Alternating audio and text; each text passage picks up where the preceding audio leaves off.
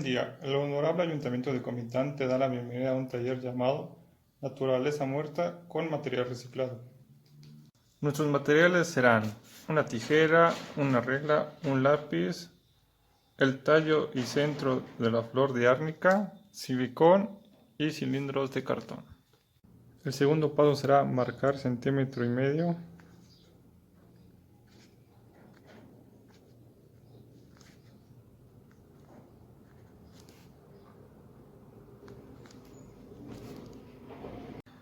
El tercer paso será hacer líneas.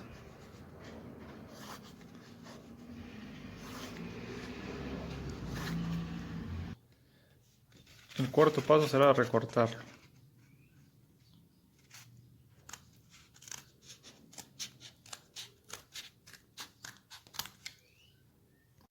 Vamos a necesitar 7 tiritas del cartón.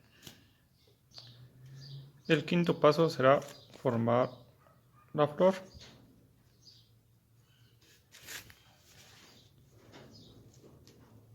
Y pegarlo con silicón.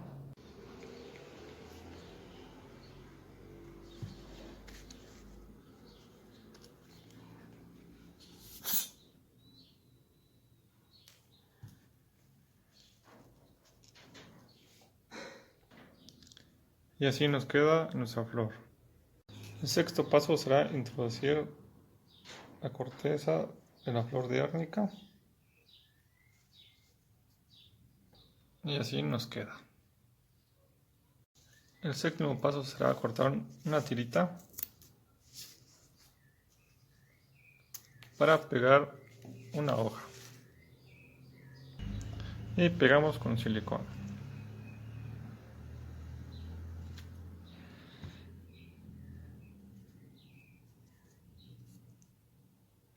El octavo paso será cortar otra tirita de cartón y doblarlo en espiral.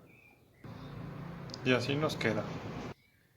Y enseguida colocamos una gotita de silicón y lo pegamos.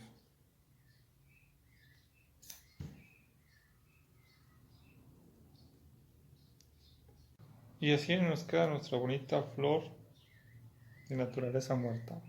Quédate en casa y muchas gracias. Hasta pronto.